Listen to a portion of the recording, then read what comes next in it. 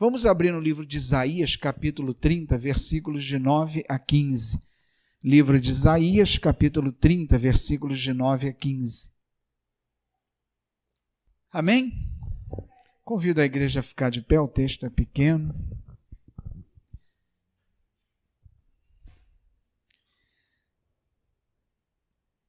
Esse povo é rebelde, são filhos mentirosos, filhos que não querem saber da instrução do Senhor. Eles dizem aos videntes, não tenham mais visões, e aos profetas, não nos revelem o que é certo, falem-nos coisas agradáveis, profetizem ilusões, deixe esse caminho, abandone essa vereda e parem de confrontar-nos com o Santo de Israel. Por isso, diz o Santo de Israel, como vocês rejeitaram esta mensagem, apelaram para a opressão e confiaram nos perversos, esse pecado será para vocês como um muro alto, rachado e torto, que de repente desaba inesperadamente. Ele o fará em pedaços como um vaso de barro, tão esmigalhado que entre os seus pedaços não se achará um caco que sirva para pegar brasas de uma lareira ou para tirar água da cisterna. Diz o soberano Senhor, o Santo de Israel, no arrependimento e no descanso está a salvação de vocês.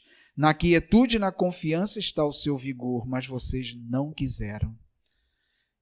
Senhor Deus, nos conduza nessa palavra e usa a minha vida segundo a tua vontade. Amém. Podeis assentar. A palavra de Isaías aqui, o profeta, Deus revela através de Isaías, falando de uma realidade que parece bem atual. Ele diz assim, olha, esse povo é rebelde, são filhos mentirosos, filhos que não querem saber da instrução do Senhor. Eles dizem aos videntes, não tenham mais visões, e aos profetas, não nos revelem o que é certo, falem-nos coisas agradáveis, produzam ilusões. Parece que é bem atual isso, né? Não nos fale a verdade, mas nos fale aquilo que é agradável e nos promovam ilusões. Será que isso é algo fora da nossa realidade atual? Não é. Então, amados irmãos, nós precisamos... E essa era a luta de Paulo no início da igreja, era sustentar a sã doutrina no meio do povo, que é um desafio muito grande. Igreja que é apegada à sã doutrina, que prega o verdadeiro evangelho, que confronta com o pecado, porque só o evangelho que confronta contra o pecado que salva. Evangelho light, que só fala de prosperidade e bênção, não confronta ninguém com o pecado e não salva. Porque o Evangelho, a sua obra maior é nos confrontar contra o pecado e nos salvar, para que a gente se arrependa e viva. Então, a grande luta de Paulo era isso. E a nossa igreja hoje, é muito difícil, às vezes, você manter a igreja dentro da sã doutrina, porque o povo, muitas vezes, na maioria das vezes, não está preocupado em ter um conhecimento aprofundado das verdades, das posições da igreja, dos conceitos fundamentais, e simplesmente acolhe de uma forma muito rasa e superficial, mas não está preocupado em formar sólidas opiniões fundamentadas na palavra de Deus, e sempre tem que ser na palavra de Deus, para que não se deixe levar por qualquer vento de doutrina. Essa era a preocupação de Paulo, porque a única coisa que nos livra dos ventos de doutrina é a sã doutrina, é a palavra de Deus pregada verdadeiramente dentro daquilo que ela está falando. E o que a gente percebe, irmãos, é que nas questões fundamentais da nossa fé, ou seja, nas posições que a igreja toma em relação a determinados temas no mundo de hoje, o cristão até sabe qual é a posição da igreja, mas não tem condições de defender, porque o seu conhecimento é muito raso e não é aprofundado na palavra de Deus. E quando é confrontado, não que a gente tenha que ficar discutindo religião, mas muitas vezes a gente é indagado até por alguém que deseja entender o porquê que é proibido e porquê que a igreja tomou essa ou aquela posição, e nós precisamos estar prontos para, à luz da palavra de Deus, a gente ter as respostas. Pior que isso, se a gente não tiver esses conceitos bem construídos, tudo que a gente ouvir vai abalar a nossa firmeza, vai abalar a nossa opinião. Então a gente precisa ter esses conceitos. E a cada dia que passa, a igreja tem se convencido de que a gente precisa retornar aos fundamentos. Paulo mesmo, né, ele falou, olha, não é cansativo para mim repetir, e é bênção para vocês. Paulo mesmo teve esse entendimento que era necessário ele ficar repetindo aquilo que era fundamento da fé e era importante para a igreja. E hoje não é diferente. A gente prega, mas a gente precisa voltar muitas vezes àquela palavra e repregar, porque a gente vê que a gente tem que estar retornando aos fundamentos para que eles vão se firmando no coração da igreja. Quem dera que cada tema que a gente trouxesse já tivesse resolvido nos corações e transformasse a igreja dali para frente. Não é assim. A gente precisa estar retornando várias vezes aos fundamentos da nossa fé. E hoje, o tema que eu trago para a igreja é uma meditação à luz da palavra de Deus sobre o aborto, para que a gente entenda por que a igreja não defende o aborto e por que ela é contra qualquer tipo de aborto. Existem alguns temas, né? E aqui a gente está falando do aborto, que são meio difíceis, né, da gente falar, da gente lidar, porque existem muitas outras falsas verdades acerca desses assuntos, que muitas vezes não são nem as que fundamentadas em ciência ou verdades, mas que são consagradas no meio da sociedade. E esse é um tema, o aborto. Muita coisa se fala sobre aborto, há muitos argumentos defendendo o aborto que, na verdade, independente das suas fundamentações, eles vão contra a palavra de Deus. Existe hoje muitos países, inclusive o Brasil, tanto em outros países como no Brasil, existe hoje uma campanha entre autoridades civis, médicos e algumas entidades sociais que defende o direito da mulher praticar abortos em vários estágios do desenvolvimento do bebê.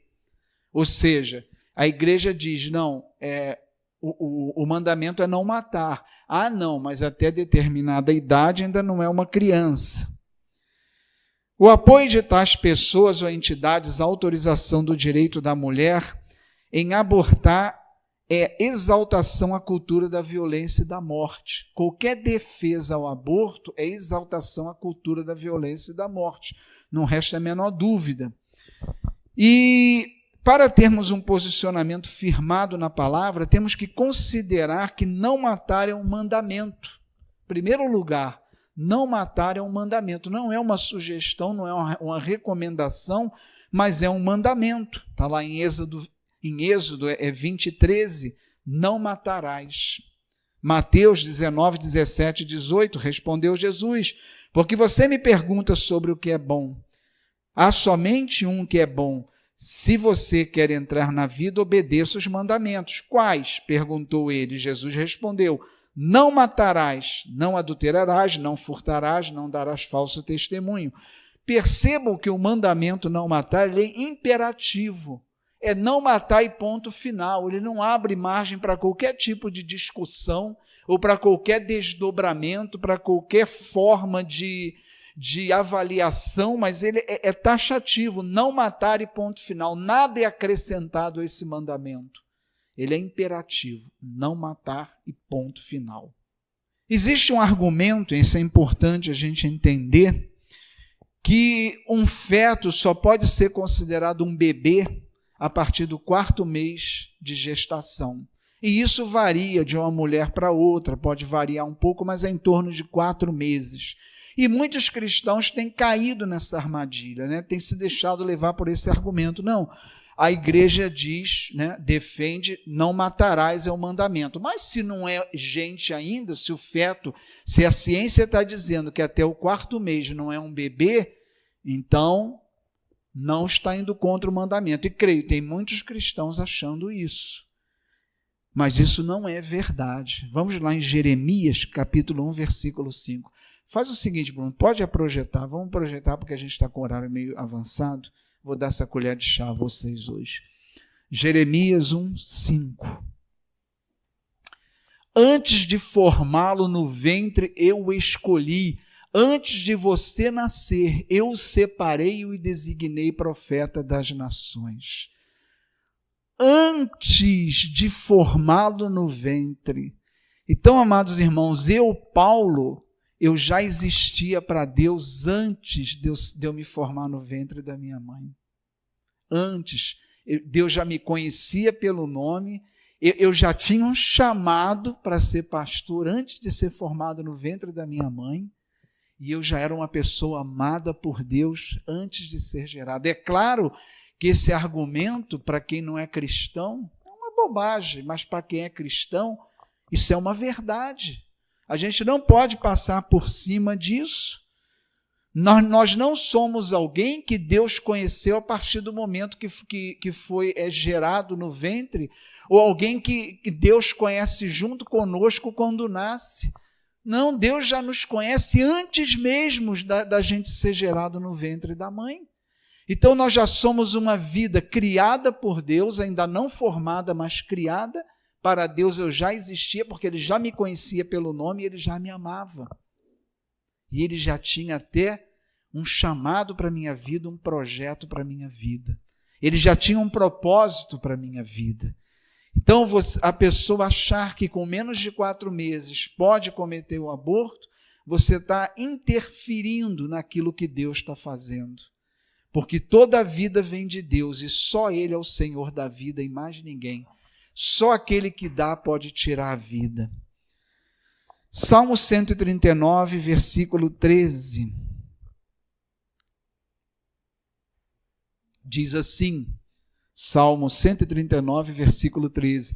Tu criastes o íntimo do meu ser e me tecestes no ventre de minha mãe. Quando Deus começa a nos tecer no ventre da nossa mãe, Ele sabe exatamente quem Ele está tecendo. Ele não está formando um feto ali para depois dar um nome e estabelecer quem vai ser, não. Aquela sementinha lá, a partir do momento que o espermatozoide entrou no óvulo, Deus já está agindo ali, gerando aquela vida e já sabendo quem é aquela vida. Não é uma coisa qualquer que está ali na barriga da mulher que vai se transformar em gente lá na frente. Não, é alguém que Deus já ama e é uma semente sendo gerada pelo poder de Deus, com o propósito de Deus e com o nome. Deus já sabe o nome. Deus já está no controle desde a fecundação e Ele tece cada momento até o nascimento. O homem ele não é fruto da sua própria evolução, sendo um ser independente de Deus, mas é fruto do poder de Deus e da palavra de Deus que ordena todas as coisas. A gente vive hoje, sobretudo, cientificamente nas escolas, um marxismo cultural que diz que o homem é fruto da sua própria evolução. Então ele não depende de Deus para nada, ele é um ser que evolui por si mesmo. Então tira Deus do negócio. Não, eu sou um ser, eu evoluo, né? Não tem nada a ver com Deus. É isso que é defendido hoje nas escolas com o marxismo cultural, falando superficialmente que não é esse o tema que eu estou falando hoje. Então é independente de Deus, né? Eu estou evoluindo, eu não dependo de Deus para isso. Cada ser vai evoluindo independentemente de Deus. Mas isso não é verdade. Nós existimos pela palavra de Deus desde a fecundação e eternamente nós somos seres que vivemos pela palavra de Deus. Efésios 1, versículos 4 e 5. Outra palavra que não deixa dúvida de que eu já era antes mesmo de ser gerado. Porque Deus nos escolheu nele antes da criação do mundo. Eu já era sequer espermatozoide na criação do mundo, eu nem existia, nem meu pai existia na criação do mundo. Mas olha aqui, porque Deus nos escolheu nele antes da criação do mundo para sermos santos e irrepreensíveis em sua presença, em amor nos predestinou para sermos adotados como filhos por meio de Jesus Cristo, conforme o bom propósito da sua vontade. Não deixa dúvida, irmãos. Deus é o Senhor, mesmo antes de eu existir. Deus já me conhecia pelo nome. Se fosse assim, se dependesse da vida física, quando eu morresse, eu morreria para Deus também. Mas não. O meu nome no coração de Deus é eterno. Mesmo antes de eu ser criado, Deus já me amava. Isso é tremendo. Só quem tem fé, aquele que o Espírito Santo conduziu a toda a verdade e tirou as escamas dos olhos, é que pode entender essa palavra. O mundo jamais vai entender isso. O alcance do poder de Deus é eterno e ele não está sujeito ao tempo. Assim, tudo e todos estão diante dos seus olhos. Ele não pode estar sujeito à criação. Deus não está sujeito à criação porque é ele que criou. Então, ele não está sujeito. Então, vem um outro argumento, muito usado, que falam para mim, não, pastor, mas quem manda no meu corpo sou eu. A gente está ouvindo isso aí agora direto. É o argumento mais usado. Não, eu sou dona do meu corpo. Eu faço o que eu quiser com o meu corpo. Não é verdade também. 1 Coríntios 6, 19 e 20. A gente precisa ter esses argumentos. É claro que se você falar para alguém que não tem fé, tudo isso é bobagem. Só quem tem fé que vai entender. Mas a gente precisa no nosso coração ter essas verdades para que a gente não balance, quando vier os sofismas aí, a gente saiba como se posicionar. Acaso não sabem que o corpo de vocês é santuário do Espírito Santo que habita em vocês, que lhes foi dado por Deus, e que vocês não são de si mesmos? Vocês foram comprados por alto preço, portanto, glorifiquem a Deus com o seu próprio corpo. Nós não somos de nós mesmos, nós pertencemos a Deus. Eu não tenho direito de fazer o que eu bem quiser com o meu corpo, eu vou responder pelo que eu fizer com o meu corpo. Eu não tenho direito, eu pertenço a Deus, eu sou totalmente de Deus. Aí vem um argumento mais complicado, no meio disso tudo, que está sendo alvo aí de discussão até para a criação de lei. O argumento de que a mulher que tem uma gestação que é fruto de um estupro, que ela não pode ser obrigada a ter esse filho. A gestação em caso de estupro é fruto de um pecado, com agravante de que há uma violência psicológica, violência física, violência moral. Então, o pecado em si, todo pecado é pecado. O agravante do estupro é que vem acompanhado de violência, uma violência sem precedente, que é uma violência que ataca tanto psicologicamente, quanto emocionalmente, quanto fisicamente. A gente não pode desconsiderar isso.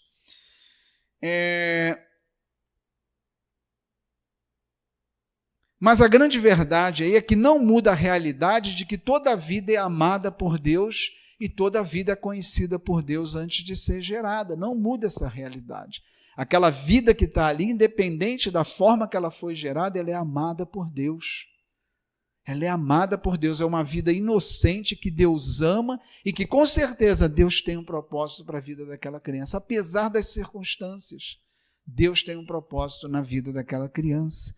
O que nós lemos até aqui, não há concessões, a palavra não diz menos em caso de estupro, não diz. Essa palavra ela vale para todo ser vivente, para todo homem e toda mulher. A palavra de Deus ela não abre essa exceção aqui que a lei quer abrir. Então, em todos os casos de gestação pecaminosa, então se justificaria o aborto. Porque não é só o estupro, que é um pecado que gera uma vida.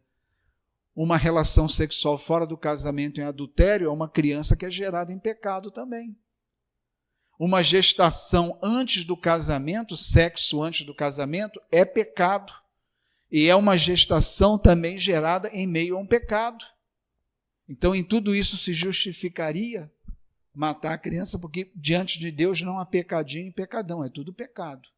Se toda gestação que é gerada em pecado se justifica matar, então a gente teria que abrir exceção também para esse tipo de pecado. Depois eu vou voltar na questão emocional, que é um agravante. Mas eu, por enquanto, estou falando da questão do pecado, porque para Deus não tem pecadinho e pecadão, é tudo pecado. Então, o argumento do pecado não é válido para igrejas que defendem aborto, porque muitos outros casos também são gerados em pecado. E a palavra de Deus, os textos que a gente leu aqui, é muito claro em relação a isso. Mesmo diante de circunstâncias em que a vida é gerada e é alvo, em que a vida é gerada dessa forma, ela é alvo do eterno amor de Deus antes de ser gerada. É muito difícil para a gente entender isso, mas é o que a palavra de Deus nos mostra. Deus nos mostra isso. Sendo assim, para essa criança que foi gerada num estrupo, tudo que foi lido aqui se aplica a ela igualmente. Não há nada na Bíblia que diga ou indique o contrário.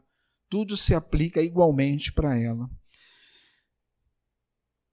Eu tenho certeza, irmãos, que se optar pela vida, Deus vai conceder tudo o que for necessário para que tanto a mãe quanto a filha sejam assistidas pelo poder curador de Deus. Eu não tenho dúvida disso. E eu fui a alguns testemunhos, procurei alguns testemunhos na internet, porque a gente não pode esquecer do lado emocional, da agressão emocional psicológica que há no aborto. E muitas mães dizem, toda vez que eu olhar para essa criança, eu vou lembrar. E eu vi um testemunho de uma senhora chamada Liana, muito interessante, que ela disse o seguinte, olha, eu tive uma gestação fruto de um aborto e estava no hospital. E o médico falou, olha, você tem a opção de não ter essa criança, de abortar, porque é fruto de aborto, você não é obrigado a ter. Estupro, né? Você não é obrigado a ter. E ela perguntou para o médico, e eu matar a criança, em que muda o que eu estou sentindo e a situação que eu estou? Em que vai mudar o que aconteceu? Quer dizer, qual o entendimento que ela disse que teve ali? Que a criança era tão vítima quanto ela. Aquela criança que estava sendo gerada ali era uma vítima igual a ela, as duas estavam na mesma situação. E ela falou para o médico, eu não ter essa criança não vai mudar o que eu estou sentindo e o que aconteceu, tudo vai continuar a mesma coisa, não vai me favorecer em nada. E ela teve a criança. Mas, em consequência do aborto, ela passou por uma depressão profunda. E sentiu vontade de se matar, porque a depressão aguda, quando chega a um estágio muito avançado, leva ao suicídio. E ela chegou nesse estágio, ela falou, olha, a única coisa que me segurou para eu não me matar foi a minha filha. Olha só. E ela falou, eu descobri que eu salvei a vida dela, mas ela salvou a minha também. E ela diz, hoje a minha filha é o maior tesouro que eu tenho aqui na vida, que Deus me deu. E ela ama a filha é muito bem sucedida. Eu creio, Deus curou, Deus cuidou desses traumas, porque se a gente paga o preço para fazer a vontade de Deus, Deus não falta. Deus, ele curou. E ela teve um entendimento ainda, que ela disse, olha, se eu fizesse alguma coisa contra a criança, eu carregaria 2 problemas na minha vida. O mal que eu sofri e a decisão que eu tomei. Seriam duas coisas para eu carregar na minha vida. E ela disse, olha, foi a melhor coisa que eu fiz, porque eu salvei a minha filha, mas ela me salvou depois, porque foi por ela que eu não me matei. E mais do que isso, hoje a minha filha é minha amiga, minha bênção que Deus me deu, e a gente se ama muito. E apesar de tudo que aconteceu, Deus restaurou a vida das duas. Então, amados irmãos, a gente não pode desconsiderar Deus nessas situações. Porque em tudo na vida do cristão é assim, quando você toma uma decisão que humanamente vai ser cara para você fazer a vontade de Deus, você não vai ficar desamparado, Deus vai cuidar de você.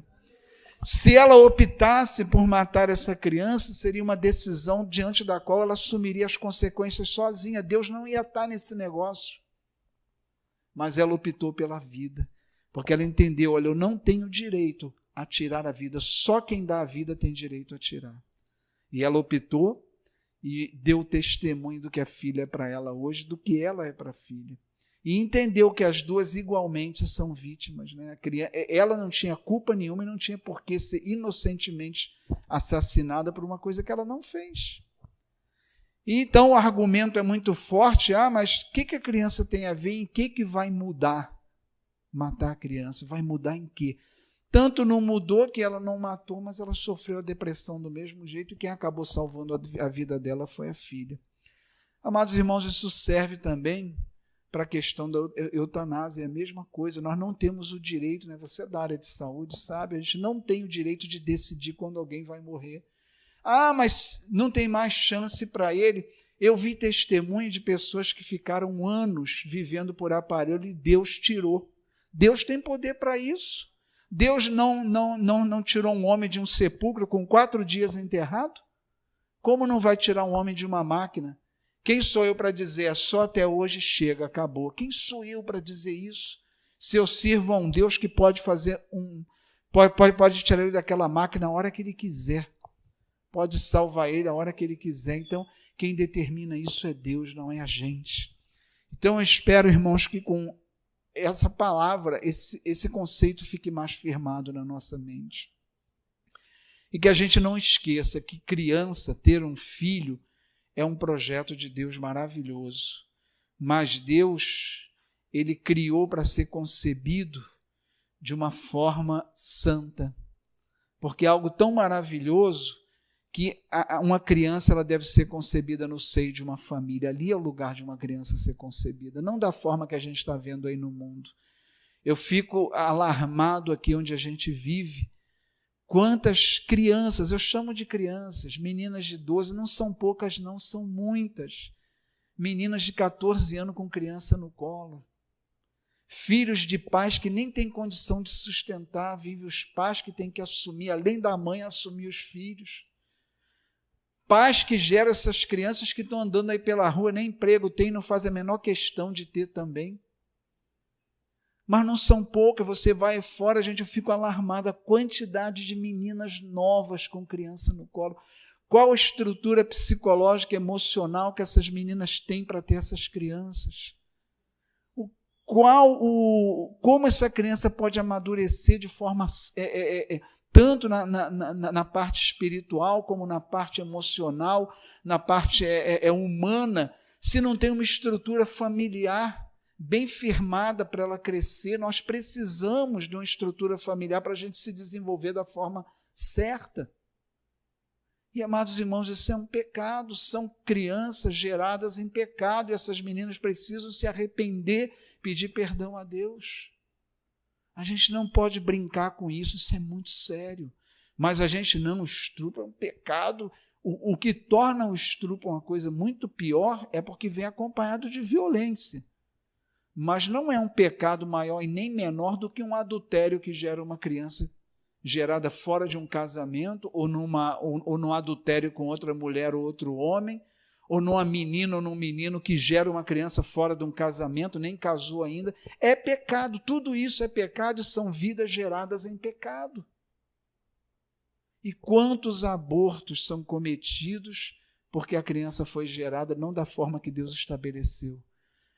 Eu sou tão nova, se eu tiver essa criança agora, meus pais vão fazer isso, aquilo, e vai lá e aborta. É crime, isso é crime, você está tirando a vida. Porque você cometeu um erro, você vai consertar com um erro pior ainda. A gente não pode ter dúvidas em relação a essas verdades, esses posicionamentos têm que ser muito claros em nosso coração. Gerar uma criança fora de um casamento é pecado e é um erro, sobre todos os aspectos, sobre o aspecto social, humano, sobre o aspecto familiar e, sobretudo, cristão. Mas você não pode corrigir com aborto. Nós não temos o direito de matar, Deus não deu esse direito a ninguém, sobretudo uma criança indefesa. Então a gente precisa, irmãos, porque a gente vive num mundo que isso é normal. Isso é normal, porque você não se iluda com isso não. Não, pastor, que isso? Aqui no Brasil é proibido o aborto. É proibido, mas ele é feito como se fosse permitido. A proibição de lei não impede nada. Existem muitas clínicas de aborto. E eu já vi situações que repórteres descobrem, e a gente sabe que tem. Toda mulher que quiser abortar, ela não tem dificuldade de achar. Mas isso não é normal não, gente. Isso é pecado e é pecado grave. Cristão não pode brincar com essas coisas. Cristão não pode brincar com essas coisas. Isso é muito sério. Então, amados irmãos, eu espero que, tenha contribuído, né, para a gente ter um conceito bem firmado em nosso coração acerca disso. Esses argumentos que a gente está ouvindo aí todo dia, diante de Deus, isso aí não vale de nada. Ninguém tem o direito de tirar a vida, ninguém. Então, que a gente tenha o cuidado, né, e a responsabilidade de a gente se posicionar corretamente diante dessas coisas. O que vocês ouviram aqui fazem sentido porque a gente tem o Espírito de Deus em nós, né, que nos revela a verdade. Mas para quem está no mundo, tudo que eu disse aqui é balela. Isso aí vale de quê? Que Deus sabe de nada, nem tinha vida no útero. Não espere que isso vá comover o coração de quem está no mundo, não vai. Mas para nós isso tem que ser uma verdade.